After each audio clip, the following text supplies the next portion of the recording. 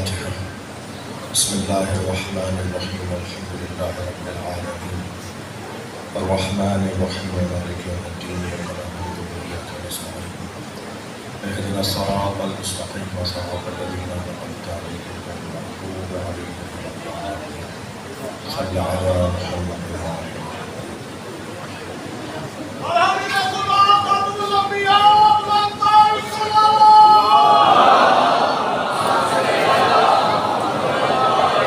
أعوذ بالله من الشيطان الرجيم. بسم الله الرحمن الرحيم. الحمد لله الذي لا يبلغ مدحته القائلون ولا يحصي نعماءه العادون ولا يؤدي حقه المجتهدون.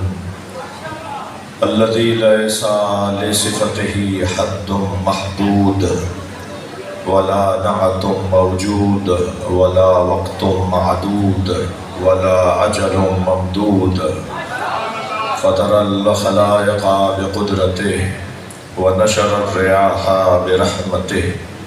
الصلاة والسلام على الرسول المسدد المصطفى الأمجد المحمود الأحمد سيدنا ومولانا ومولى الكونين جد الحسن والحسين معاني والقاسم محمد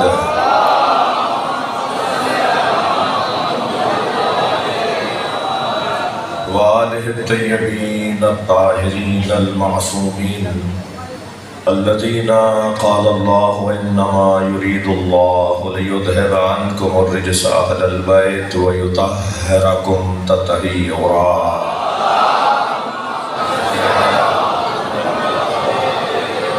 ولعنة الله على أعدائهم أجمعين من يوم عداوتهم إلى قيام يوم الدين. أما بعد، قال الحكيم في قرآن الكريم: بسم الله الرحمن الرحيم. إن الذين آمنوا وعملوا الصالحات سيجعل لهم الرحمن ودا. صلوات.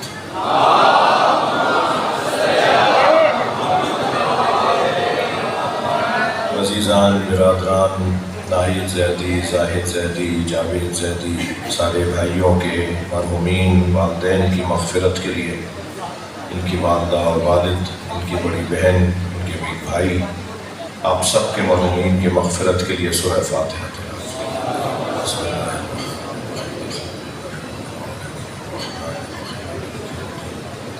إياك نعبد وإياك نستعين اهدنا الصراط المستقيم صراط الذين أنعمت عليهم غير المغضوب عليهم ولا الضالين. بسم الله الرحمن الرحيم. قل هو الله أحد الله الصمد لم يلد ولم يولد ولم يكن له كفوا أحد. بسم الله الرحمن الرحيم. قل هو الله أحد الله الصمد لم يلد ولم يولد ولم يكن له كفوا أحد. اللهم صل على محمد وعلى محمد. مغفرت کے لیے بلندتر صلوات.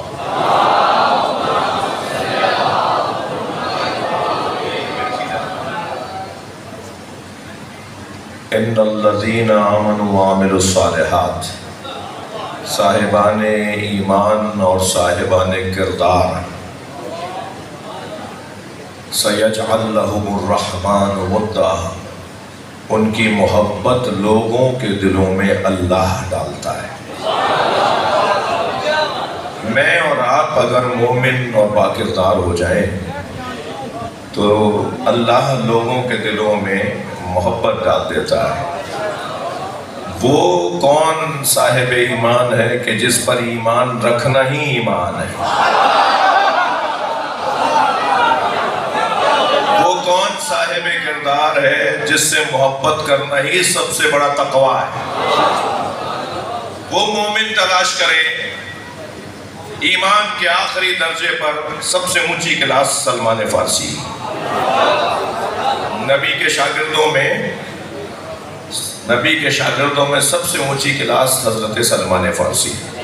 10ویں درجے پر فائز، بہترین گریڈ لیا، بہترین پوزیشن حاصل کی جناب سلمان فارسی نے.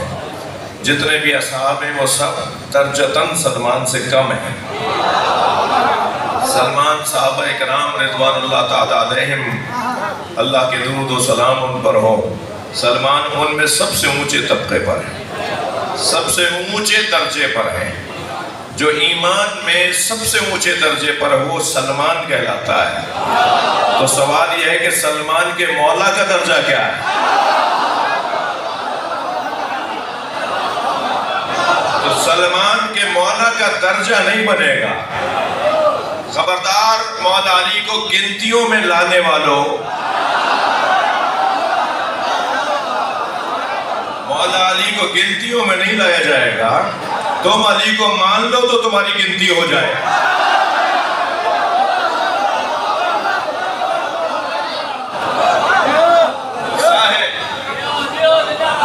صاحبان ایمان، اگر میں اور آپ مومن ہو جائیں تو اللہ ہماری محبت لوگوں کے دلوں میں ڈال دیتا ہے۔ تو یہ تو بات ہی کچھ اور ہے، جس پر ایمان لانا ہی ایمان ہے۔ اور میری اور آپ کی کیا حیثیت ہے؟ ہم ہیں کون؟ جب صحابہ اکرام آپس میں یہ طے کرتے تھے، کُنّا نعرف سیماء المنافقین، جب نئے نئے لوگ مسلمان ہوتے تھے تو ہم صحابہ، ہم اصحاب آپس میں طے کرتے تھے کہ یہ نیا آنے والا مومن ہے یا منافق۔ بذکر علی، تو نبی نے فرمایا کہ اس کے سامنے علی کی بات کرو، چہرہ بتائے گا، چہرہ بتائے گا یہ مومن ہے یہ منافق ہے۔ تو جس سے محبت رکھنا وہ ایمان کہلائے، تو وہ پھر مومن نہیں کہلائے گا، وہ امیر المومنین کہلائے گا، وہ مومنین کا مولا کہلائے گا۔ تو میرے عزیزوں، میں نے آیت یہ اس لیے لی کہ یہ مولا علی کی ذات، مولا حسین کا مقام، ان ہستیوں کی جو محبت لوگوں کے دلوں میں ہے، یہ اللہ نے ڈالی ہے۔ اور اللہ جس کی محبت دل میں ڈالتا ہے تو اس کی محبت دلوں سے کوئی نکال نہیں سکتا۔ وہ دیواروں میں چنا جائے، وہ زندہ درگور کر دیا جائے، اس کا مال لوٹ لیا جائے، اس کو درباروں سے نکال دیا جائے، ویسے بھی میں اور آپ جس دروازے پر بیٹھے ہیں نا، اس دروازے کی تاریخ یہ ہے کہ اس دروازے والوں کی گردنیں درباروں میں موٹی نہیں ہوئی ہیں، کٹی ہیں۔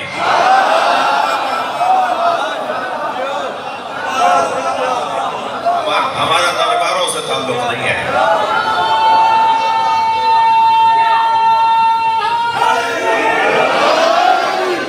تو جس کی محبت میں لوگوں کو درباروں سے نکالا جائے، جس کے نام کو مٹانے کے لیے بجٹ پاس کیے گئے ہوں، میں تو زمانے سے جوڑتا ہوں نا پچھلے حالات کو، اور جس کا نام ختم کرنے کے لیے جدوجہدیں کی گئی ہوں، کوششیں کی گئی ہوں، درباروں سے نکالا گیا ہو، ایسے دربار میں ایک مرتبہ دروازے پہ شور مچا۔ حاکم نے پوچھا آخر یہ کیا شور ہے؟ کہا یہ خاتون ہے جو بصرے سے آئی ہے۔ کہا یہ کیا بولتی ہے؟ کہا مجھے امیر سے ملنا ہے۔ کہا بلا لاؤ۔ جیسے ہی داخل ہوئی یہ حاکم کھڑے ہو گئے، سب نے کہا جی کون ہے؟ کہا تم نہیں جانتے، اسے میں جانتا ہوں۔ کہنے لگی کون ہے؟ کہا یہ وہی تو عورت ہے جو جنگ صفین میں علی کے بھاگتے ہوئے لشکر کو علی کے فضائل پڑھ کر بلا رہی تھی۔ علی کے فضائل پڑھتی تھی اور جاتا لشکر واپس آتا تھا۔ تو کہا حرہ سعدیہ، علی مر گئے، مولا کی شہادت ہو چکی تھی، میں جس دربار کی طرف اشارہ کر رہا ہوں آپ خود پہنچیے۔ تو کہنے لگا اے حرہ سعدیہ، علی دنیا سے چلے گئے، اب ہم یاد آئے؟ آواز دے کر کہا کہ علی نہیں گئے، عدالت چلی گئی۔ دربار میں اس لہجے میں بولنا، دربار میں اس لہجے میں بولنا، ایک خاتون ہو کر، اچھا میں یہیں ایک جملہ کہہ دوں، خبردار ضروری نہیں ہے کوئی مرد ہو تو وہی مرد ہو۔ ہم نے بہت سارے مرد دیکھے جو میدان سے بھاگ رہے تھے، ہم نے کچھ عورتیں بھی دیکھی ہیں جو بھاگتے مردوں کو بلا رہی ہیں۔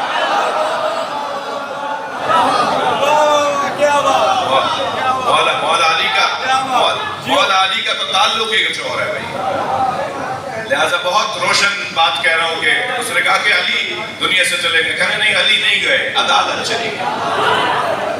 کہنے لگا ہم بھی تو عدالت کرتے ہیں. تو کہنے لگی اگر تم عدالت کرتے ہو تو بصرے میں جو تمہارا گورنر ہے بسر ابن ارطاد، اس نے ظلم کی حدیں گزار دی ہیں، اسے معزول کرو. تو فوراً کاتب سے کہا کہ لکھو عزل نامہ لکھو، معزولی کا نامہ لکھو. وہ نوٹیفیکیشن لکھوایا اور کہا حرہ سعدیہ یہ تمہارے ہاتھ میں ہی دے رہا ہوں، جا کر اسے دکھا دو، وہ معزول ہو جائے گا، ہم دوسرا گورنر بھیج رہے ہیں. تو وہ نامہ لے کے چلنے لگی تو آواز آئی کہاں جا رہی ہو، ابھی تو بات شروع نہیں ہوئی.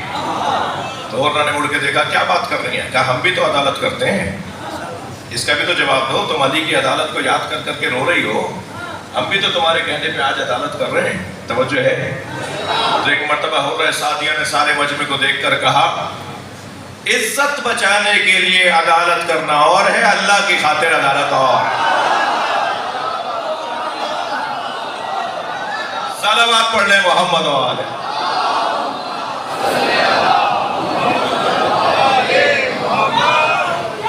لہذا اس گھرانے سے محبت کا تعلق اللہ کا ہے. اہل بیت سے پیار، مولا علی سے پیار، یہ اللہ کا ارادہ ہے. آ گئے مقداد، مولا میرے گھر میں فاتح ہیں. حضرت نے فرمایا صبر کرو. کہ مولا بچے ہیں، متعلقین ہیں، 2 بیوہ بہنیں تھیں، ان کے بچے بھی تھے حضرت مقداد کے گھر میں. حضرت نے فرمایا مقداد سامنے مٹی کا ڈھیلا پڑا ہے، اٹھا کے لاؤ. مقداد مٹی کا ڈھیلا اٹھا کے لائے. مولا نے فرمایا مقداد اس پر کہو یا علی. مقداد نے مٹی کے ڈھیلے پر صرف یا علی دم کیا، وہ سونے میں تبدیل ہو گیا. حضرت نے فرمایا مقداد جاؤ، جا کے اسے فروخت کرو اور اس سے کھانے پینے کا گھر کا انتظام کرو. مقداد ایک پتھر اٹھایا، اس سونے کو توڑنا شروع کیا، ٹکڑے ٹکڑے کیے سونے کے. ایک چھوٹی سی ڈلی اٹھائی، باقی سونا زمین پہ چھوڑ کے جانے لگے. علی مولا کی آواز آئی مقداد سونا چھوڑ کے جا رہے ہو؟ تو مڑ کر کہا مولا یہ آج کے لیے کافی ہے. بھائی مولا علی کا چاہنے والا کیسا ہوتا ہے یہ سلمان بتائیں گے، مقداد بتائیں گے نا. کہ مولا آج کے لیے کافی ہے. مولا نے فرمایا لے جاؤ، یہ تمہارے کل کے کام آئے گا. سنیں گے؟ تو مقداد نے کہا مولا کل کی فکر وہ کرے جس کے پاس آپ جیسا مولا.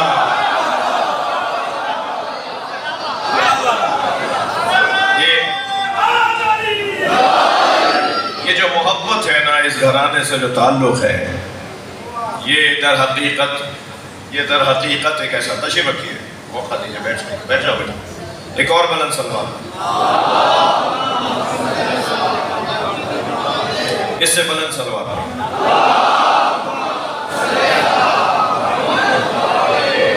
اور بھی بلند صلوات اگر ہے.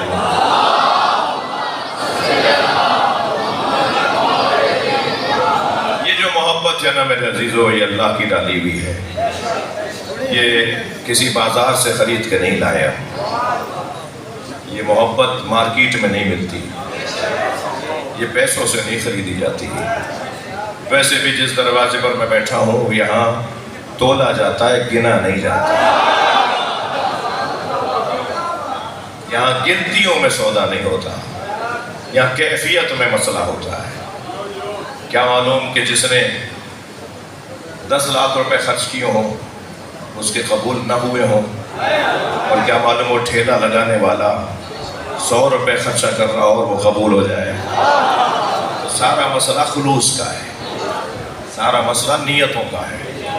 اور اللہ نے جنہیں دیا ہے، میں ان بھائیوں کے لیے دعا کروں اللہ ان کے رزق میں اور اضافہ فرمائے. وہ جب اپنے عزائی اور اپنے ولائی اور اپنے تعلیمی اداروں پہ توجہ دیتے ہیں تو قوموں کا وقار بڑھنے لگتا ہے.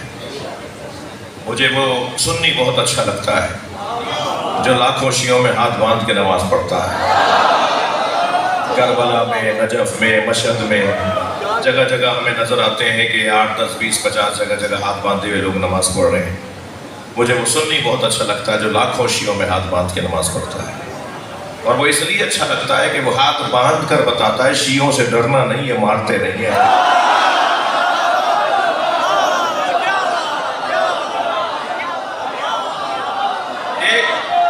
ایک قوم کے لیے یہ کتنی بڑی بات ہے کہ اسے لوگ ڈرتے ہی نہیں ہیں. یہ ہماری بہت بڑی عزت ہے کہ لوگ ہم سے ڈرتے نہیں۔ سرکار نے فرمایا تھا نا، مسلمان تو وہ ہے جس کے ہاتھ سے اور زبان سے دوسرا مسلمان محفوظ رہے۔ الحمدللہ ہم سے کوئی ڈرتا نہیں ہے، یہ سب سے پہلی بات ہے اسلام کی۔ مجھے بہت اچھا لگتا ہے وہ سنی جو لاکھوں شیعوں میں ہاتھ باندھ کے نماز پڑھتا ہے، اس وجہ سے بھی اچھا لگتا ہے کہ وہ ہاتھ باندھ کر بتاتا ہے جو دین میں نے سمجھا ہے اس پہ عمل کرنے کی جرأت بھی رکھتا ہوں۔ بہادروں سے تو ویسے ہی پیار ہونا چاہیے، بہادر لوگوں سے ویسے ہی پیار ہونا چاہیے۔ بہادر کوئی بھی، آپ کا دشمن بھی بہادر ہو نا، تو پہلے تو اس کا احترام کریں کہ تم میرا دشمن ضرور ہے مگر بزدل نہیں ہے۔ میرے لیے تو شرم کی بات ہوتی کہ میرا دشمن بزدل ہوتا۔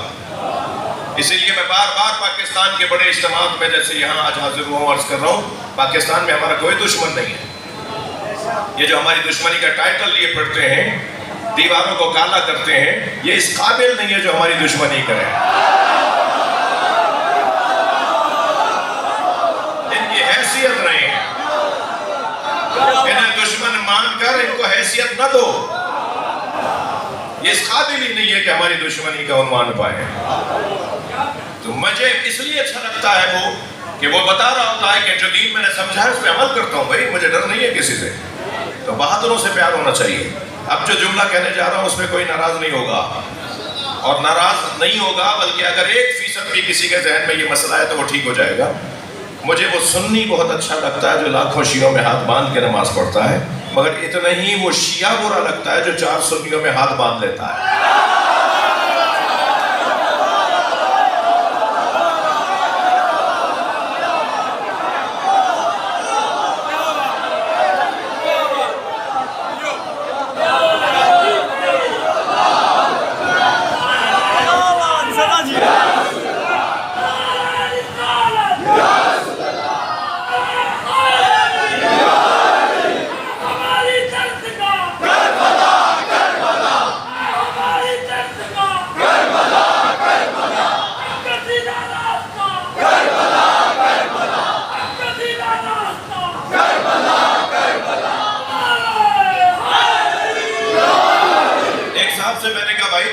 دادا بھی ہاتھ کھول کے پڑھتے تھے، تمہارے تو ابا بھی ہاتھ کھول کے نماز پڑھتے ہیں، تمہارے سارے بھائی ہاتھ کھول کے نماز پڑھتے ہیں۔ ہم نے فلاں ایک نماز عید دیکھی جو کسی سربراہ کے ساتھ تم پڑھ رہے تھے، وہاں سارے ہاتھ باندھے ہوئے تھے، تم نے بھی باندھ لی ہے؟ تو کہنے لگے مولانا آپ نے تصویر دیکھ لی، آپ نے یہ نہیں دیکھا ماحول کیسا تھا؟ پھر تو ایک صاحب نے تو کہا آپ نے دیکھا نہیں دائیں بائیں مرہب کھڑے تھے۔ میں کیا کرتا ہوں، میں نے ہاتھ باندھ لیے، میں نے کہا تمہیں دائیں بائیں مرہب نظر آ گئے، دل میں اتنا والی یاد نہیں ہے؟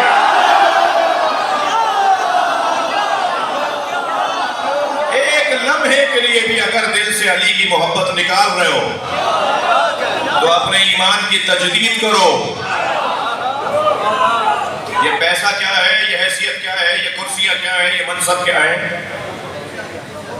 ان چیزوں کی کیا حیثیت ہے؟ آنے جانے والے ہیں۔ اصل تو میرا اور آپ کا مولا سے تعلق ہے،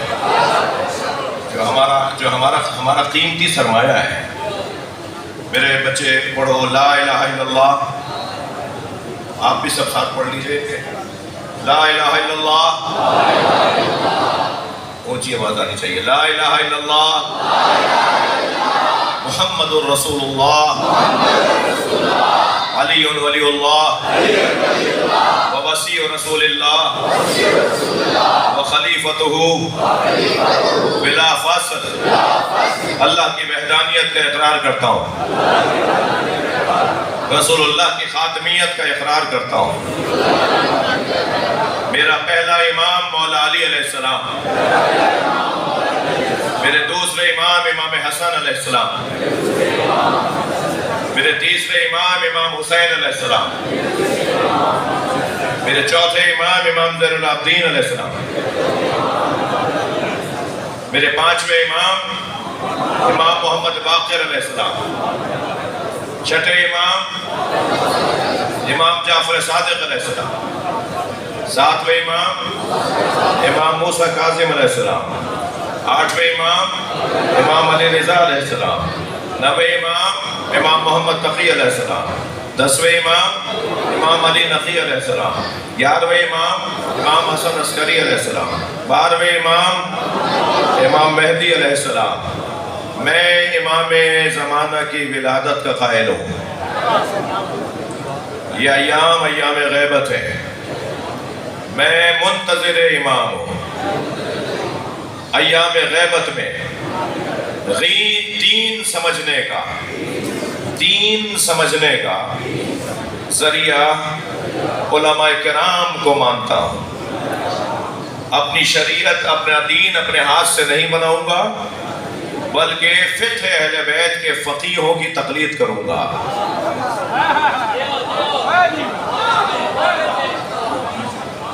سب سے محبت کروں گا، ایک اچھا پاکستانی بن کے رہوں گا، ایک اچھا شہری بن کے رہوں گا، ایک اچھا مسلمان بن کے رہوں گا، ایک اچھا شیعہ بن کے رہوں گا۔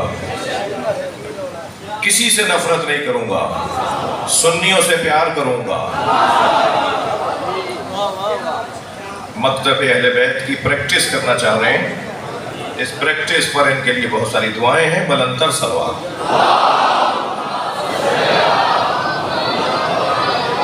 میرا دل کر رہا ہے کہ وقت بھی تیزی سے گزر رہا ہے، اور مجھے آپ پہلی دفعہ حاضر ہوا ہوں ناہید بھائی، زاہد بھائی، ان کی محبت میں، اور ہمارے خورشید بھائی کراچی سے آئے خاص طور پر۔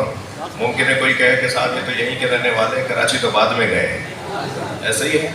تو یہ اپنے وطن آئے ہیں اس مجلس کو سننے کے لیے۔ آپ سب کی سلامتی کے لیے بھی دعا گو ہوں، اور بات تھوڑی سی آگے بڑھانا چاہ رہا ہوں۔ میرے عزیزو، ہم عشق علی کی کوششوں میں ہیں۔ یہ سارا اہتمام، یہ سارا انتظام عشق علی کی کوششوں کا ہے۔ عشق سے پہلے کا مرحلہ ہے محبت۔ ہم جب محبت میں شدید ہو جائیں گے تو اسے عشق کہا جاتا ہے۔ دو لفظوں کو دو لوگوں نے بدنام کر دیا۔ ایک لفظ سیاست کو ناکام سیاستدانوں نے بدنام کر دیا، ورنہ سیاست سے بڑی تو عبادت نہیں ہے۔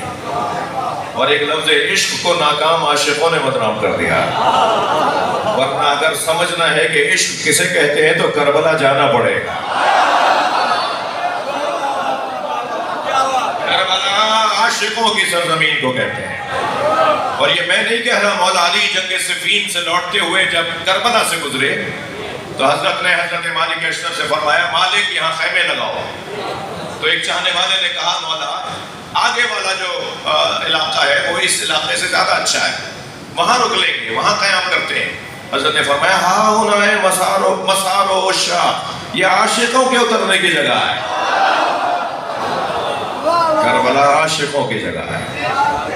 بہت سارے لوگوں کو ہمارا یہ ماتم سمجھ میں نہیں آتا، بہت سارے لوگوں کو ہمارا یہ رونا سمجھ میں نہیں آتا، بہت سارے لوگوں کو ہمارے کالے کپڑے سمجھ میں نہیں آتے۔ مجھے ان سے کوئی گلہ بھی نہیں ہے۔ ہم جس گھڑے سے پانی پیتے ہیں انہوں نے اس گھڑے سے پانی پیا نہیں۔ جو ہمارا مشرب ہے وہ ان کا مشرب نہیں ہے۔ انہیں کیا پتا کہ اس کا ذائقہ کیا ہے؟ اور جو کہتے ہیں نا کہ یہ کیا کر رہے ہو، اس کا کیا دلیل ہے، اس کا کیا حوالہ ہے، میں ان سے پوچھ رہا ہوں، اگر تمہیں ہمارا جلوس میں چلنا سمجھ میں نہیں آتا تو صفا و مروہ کے درمیان دوڑنا کیسے سمجھ میں آتا؟ سبیلوں کو بدعتیں کہنے تھک تو نہیں رہا بات۔ سبیلوں کے خلاف بولنے والوں سے میرا سوال ہے، اللہ خوب جانتا ہے کہ کیسے اسے منوانا ہے۔ جو وسیلے کو نہیں مانتے نا، ڈائریکٹ اللہ سے بات کرنا چاہتے ہیں۔ جو وسیلے کو نہیں مانتے وہ ہاتھ اٹھا کے دعا ضرور کرتے ہیں۔ آج نہیں کل ضرور غور کر لیں گے کہ ان 5 انگلیوں میں 14 پوروے ہیں۔ کتنی دیر تک رکو گے بھائی؟ ہاتھ اٹھا کے دعا مانگنے والوں سے اللہ خود وسیلے کو منوا رہا ہے۔ یہ وسیلہ ہی تو ہے۔ جو قبروں کو نہیں مانتے وہ صفا اور مروہ کو طواف اور صحیح کرنے والے، جو قبروں کو نہیں مانتے وہ حتیم کا طواف ضرور کرتے ہیں جہاں حضرت ہاجرہ اور اسماعیل کی قبر ہے۔ اور سبیلوں کے نہ ماننے والے تو مکے سے زمزم لا کے بانٹتے ہیں۔ اللہ خوب جانتا ہے کیسے منوانا ہے، اللہ خوب جانتا ہے کیسے منوانا ہے۔ یہ عشق کی وادی ہے۔ اب آپ دیکھ لیجئے انتظامات تو اس سے اچھے نہیں ہو سکتے تھے، ایئر کولر لگے ہوئے ہیں، پنکھے چل رہے ہیں، بہترین خوبصورت امام بارگاہ بنا ہوا ہے، اگرچہ ناہید بھائی جو ہیں وہ مطمئن نہیں ہے، وہ کہہ رہے ہیں اور بہتر کریں گے اس امام بارگاہ کو، مجھے ابھی رستے میں کہہ رہے تھے کہ اسے اور بہتر کریں گے، لیکن اس کے باوجود میرے تصور سے زیادہ خوبصورت امام بارگاہ ہے، تو یہ سب اس سے زیادہ اور اہتمام کیا ہوگا، مگر اس کے باوجود میں دیکھ رہا ہوں کہ کچھ لوگوں کو تو پہلو بدلنے کی جگہ نہیں ہے، وہ گھٹنا سیدھا کریں گے تو برابر والے کو بتا کے کریں گے، بدنوں کو تکلیف ہو رہی ہے مگر روح کو غذا مل رہی ہے۔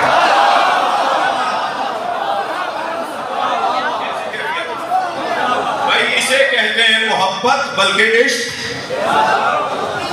بعض میرے ہی قبیلے کے لوگ ہیں جو ہماری عزاداری اور ہمارے کاموں میں تھوڑا سا انہیں سمجھ میں نہیں آ رہا، تنقید کرتے رہتے ہیں، میں ان سے ملتا بھی ہوں اور ان سے کہتا بھی ہوں، اور ابھی پچھلے دنوں بھی ایک ملاقات میں بہت کچھ کہہ چکا ہوں کہ بھائی ان پہ تنقید نہیں کرو، یہ امام بارگاہ، یہ جلوس، یہ ماتم، یہ حلقے، یہ اہل بیت کے گلشن کی نرسریاں ہیں، انہی سے کوئی کام کا پھول نکلتا ہے، انہی میں سے کوئی خوبصورت پھول نکلتا ہے، اس کے خلاف کیسے جا سکتے ہیں؟ اس کو تو جتنا ہم مضبوط کر سکتے ہیں۔ لہذا میں اپنے مضمون پر تو دوبارہ بڑھ لوں کہ ہمیں ان تمام کاموں سے جو ہدف ہے نا وہ ہے عشق اہل بیت، عشق اہل بیت۔ ہمیں عاشق کون ہوتا ہے؟ عاشق ہوتا ہے جسے معشوق کے علاوہ کچھ نظر نہ آتا۔ جب معشوق کے علاوہ ہمیں کچھ نظر ہی نہیں آتا تو ہم سے گلہ کس بات کا ہے کہ انہیں کیوں نہیں مانتے؟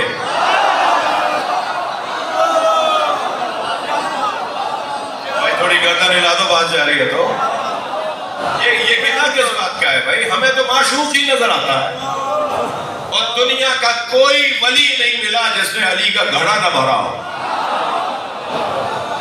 مجھے دنیا کا کوئی ولی نظر نہیں آیا جس نے مولا علی کی جوتیاں سیدھی نہ کی ہو۔ 11 سلسلے ہیں نا تصوف والوں میں، ہمارے یہاں تو ایک ہی عرفان کا سلسلہ ہے، ہم صوفیت کو آن نہیں کرتے، ہم صوفی ہیں بھی نہیں، اور صوفیوں کے کیا، ہم تو کسی کے مخالف بھی نہیں ہیں، تو ہم صوفیوں کے مخالف بھی نہیں ہیں، مگر یہ ممبر صوفیوں کا ممبر نہیں ہے، یہ ممبر عرفاء سے دوستی کرنے کا ممبر ہے، ہم عرفاء والے لوگ ہیں، صوفیہ والے لوگ نہیں ہیں، مگر کسی سے کوئی اختلاف بھی نہیں ہے، محبت ہے، پیار ہے، احترام کا رشتہ ہے۔ تو صوفیوں کے نا 11 سلسلے ہیں، 10 پہنچتے ہیں مولا علی تک، بھائی ذرا جگر تھام کے سننا، 10 پہنچتے ہیں مولا علی تک، یعنی 10 سلسلے، سہروردیاں ہیں جی، اور قادریاں ہیں، یہ سارے مولا علی تک پہنچتے ہیں۔ ایک سلسلہ ہے نقش بندیہ جو حضرت ابو بکر تک پہنچتا ہے، تو ایک صاحب کہنے لگے ایک صاحب 10 سلسلے تو علی تک پہنچتے ہیں، مگر ایک سلسلہ حضرت ابو بکر کو اپنا مرشد مانتا ہے۔ میں نے مسکرا کے اسے کہا کہ حضرت ابو بکر سے تو پوچھو ان کا مرشد کون ہے۔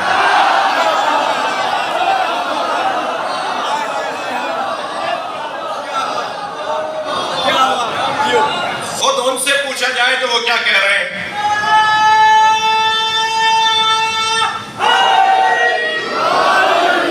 جب حضرت ابو بکر کے زمانے میں ایک مسئلہ پیش آیا، ظاہر بھائی ایک بچہ، یتیم بچہ، چھوٹا بچہ تھا، اس کا باپ جب دنیا سے جانے لگا تو اس نے اپنے بھائی یعنی بچے کے چاچا کو اپنی زمینیں جائیدادیں دے کر کہا میرا بچہ جب بڑا ہو جائے تو جو چاہو اسے دے دینا۔ اب یہ یتیم بچہ جب جوان ہوا تو اس کے چاچا نے 1000 ایکڑ میں سے 50 ایکڑ بھتیجے کو دے دی، 950 ایکڑ خود رکھ لی۔ بچے نے کہا یہ تو ساری 1000 ایکڑ میرے ابا کی تھی، تو نے کہا تمہارے ابا ہی کہہ کے گئے جو چاہو دے دینا، تو میں دے رہا ہوں۔ یہ بچہ عدالت میں چلا گیا، قاضی کے پاس اس نے اپنا فیصلہ رکھوا دیا، قاضی نے دستاویزات دیکھے، گواہیاں سنی، تو قاضی نے فیصلہ دیا جو چاچا نے 50 ایکڑ دے دیا نا 1000 ایکڑ میں سے، اسی کو قبول کرو، تمہارے ابا یہی کہہ کے گئے کہ تم جو چاہو دے دینا۔ یتیم ہو اور علی کے پاس آئے اور علی مولا اسے خالی لوٹا دے، مولا کے پاس آ کے روتے ہوا آیا مولا میرے ساتھ ناانصافی ہو رہی ہے، میرے ابا کا مال ہے، میرے چاچا نے 90% سے زیادہ خود رکھ لیا اور 5% مجھے دے دیا اور مال میرے باپ کا ہے۔ مولا نے فوراً رابطہ کیا حکومتی ذمہ داروں سے، مولا نے کہا جج سے مل ملنا چاہتا ہوں. یہ جو ریویو کا ڈپارٹمنٹ ہے نا عدالتوں میں، فیصلوں پہ نظر ثانی کرو، اس کا بانی عالی ہے. میرے مولا نے جج سے کہا تمہارا فیصلہ غلط ہے، اسے دوبارہ صحیح کرو. اس نے کہا یا علی میں آپ کے سامنے رکھ رہا ہوں، آپ ہی بتائیں میں کیا کروں. اس کا باپ کہہ کے گیا جو چاہو دے دینا. مولا نے فرمایا جو باپ کہہ کے گیا وہی کرو. اس کا باپ کہہ کے گیا جو چاہو اسے دے دینا. جو یہ خود رکھ رہا ہے اسے وہ چاہتا ہے وہ بھتیجے کو دے، اور جو دے رہا ہے اسے نہیں چاہتا وہ خود رکھے.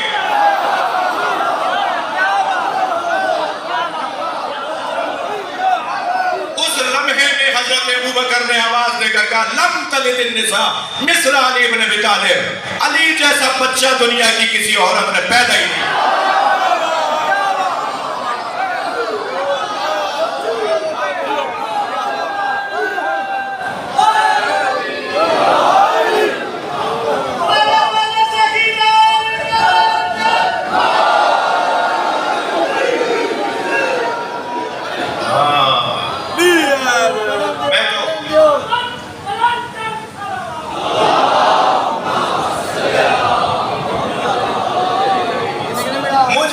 مجھ طالب علم سے، مجھ خطیب سے، ذاکر سے، مجھ مقرر سے، آپ جو بھی کہیں، مجھ فقیر سے اگر کوئی کہے کہ سرکار کی 63 برس کی زندگی، ہم 40 برس کی نبوت کے قائل نہیں ہیں، 40 برس کے بعد 23 برس تک نبی رہے، یہ اس ممبر کا عقیدہ نہیں ہے.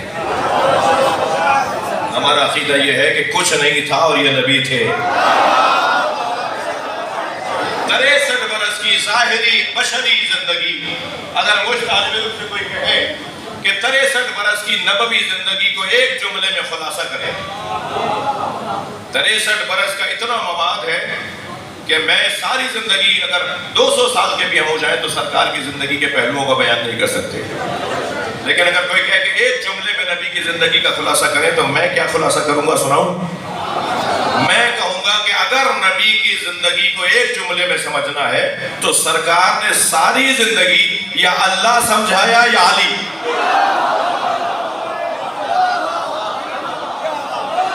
بڑی عنایت آپ کی توجہات کا. نائد بھائی یہ تو اتنی محبت دے رہے ہیں، دل کر رہا ہے ہر مہینے آنا چاہیے. میں آپ کا ممنون ہوں آپ کی توجہات کا. ساری زندگی یا اللہ سمجھایا سرکار نے یا علی سمجھایا. ساری امت کو علی کا مرید بنا کے گئے. ایک فارسی زبان شاعر کے 2 مصرے مجھے یاد آ رہے ہیں. وہ کہتا ہے کہ مان دے ہم احمد پیمبر بود یا عطار عشق. میں تو اسی میں الجھا ہوا ہوں کہ سرکار کی پیمبری کا کام عشق کی عطاری تھا. عطار خوشبو بیچنے والا جو خوشبو کا کام کرتا ہے، تو عشق کی خوشبو پہنچانا یہی کام تھا سرکار کا. مان دے ہم احمد پیمبر بود کے عطار عشق، از بس کے سلمان ہارا مسلمان کرد بے بوئے علی. انہوں نے تو ساری زندگی یہی کیا کہ سلمانوں جیسے لوگوں کو علی کی خوشبو کا عاشق بنایا.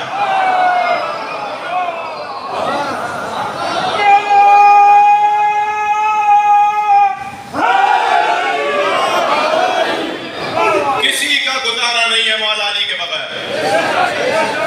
میں روشن 2 جملے کہہ کر 2 چند جملے مصائب کے پڑھوں گا. کسی کا گزارا نہیں علی کے بغیر. اور جس نے علی کو اپنا مرشد مانا ایران آج کامیاب ہے. اور جس نے علی سے کنارہ کیا سوائے ذلت کے کوئی اور مقدر ہی نہیں ہے. لہذا اس گھرانے سے پیار میری ضرورت ہے بھائی، ہماری ضرورت ہے اس گھرانے سے پیار. ہماری مجبوری ہے اس گھرانے سے پیار. پیار کرو تو فائدہ ہوگا، نہیں کرو گے تو تمہیں کو نقصان ہے. مولا علی کی کوئی ولایت میں کمی نہیں آتی جو علی ولی اللہ نہیں پڑھتے رہو. جو مولا علی کے مرید نہیں بنتے تو علی کی ولایت میں کمی نہیں آتی. علی ولی ہے. اور میں مان کر کون سا احسان کر رہا ہوں؟ جس کے دروازے سے فرشتے روٹیاں لے جا رہے ہوں، جس کے گھر پر آ کر فرشتے جھولے جھلا رہے ہوں، جس کے دروازے پر فرشتے جنت کے کھانے لا رہے ہوں، سرکار کی رحلت کے بعد جبریل سرکار کی رحلت کے بعد پہلی مرتبہ جب 3 دن کے بعد سلمان دروازے پر آئے نا، اور سیدہ نے دروازہ کھولا اور سلمان سے بی بی نے گلہ بھی کیا، سلمان 3 دن بعد آئے ہو، سب سے پہلے آنے والا 3 دن آیا، 3 دن بعد آیا۔ تو بی بی نے دروازے کے پیچھے سے ایک ضرب بڑھایا جس میں کھجوریں تھیں، خرمیں تھیں، کہا سلمان پرسہ دینے آئے ہو نا،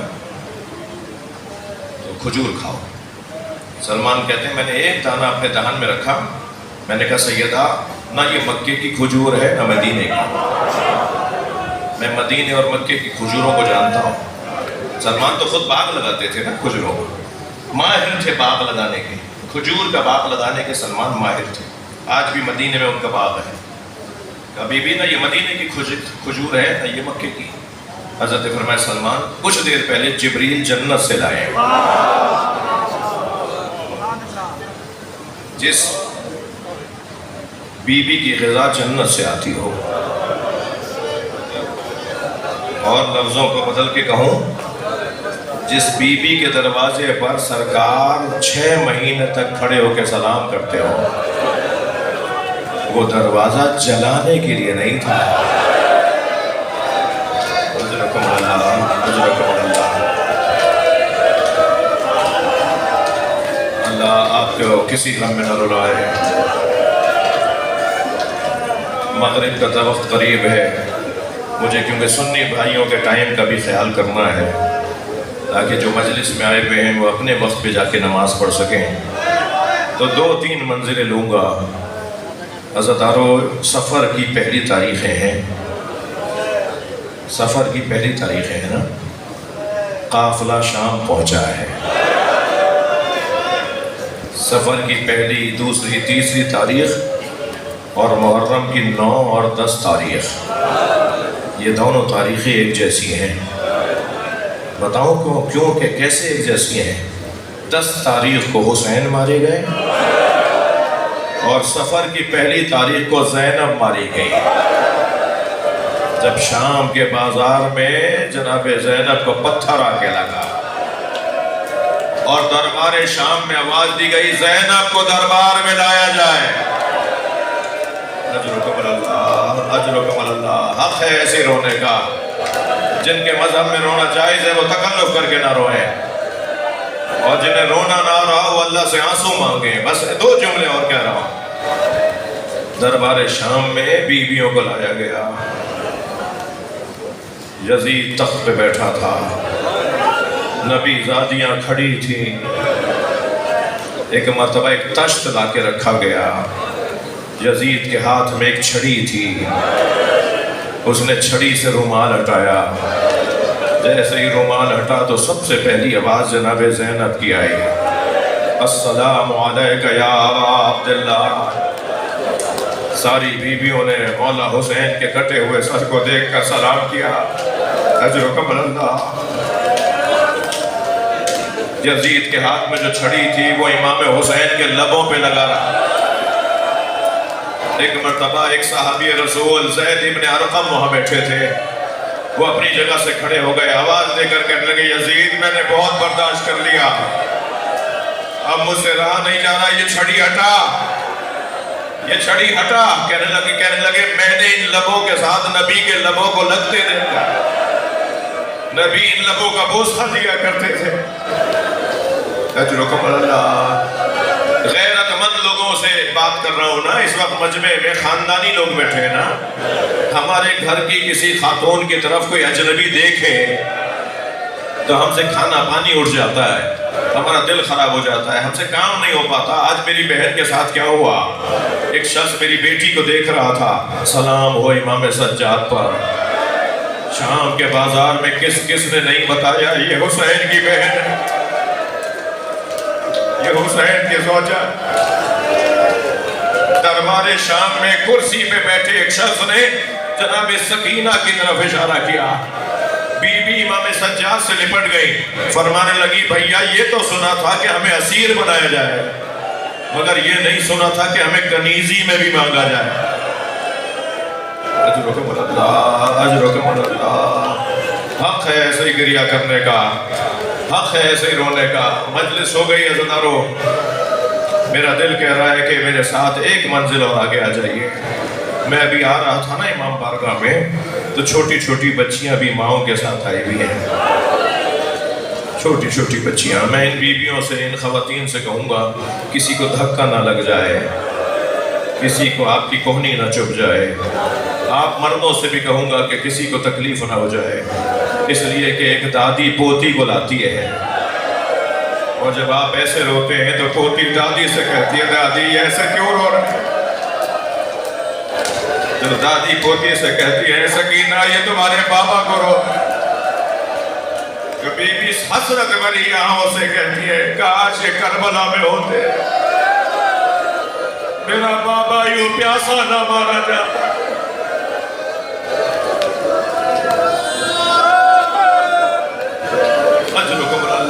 اجرکم اللہ۔ ہو گئی مجلس عزیزانو، بس ایک منزل اور آگے آ جائیے۔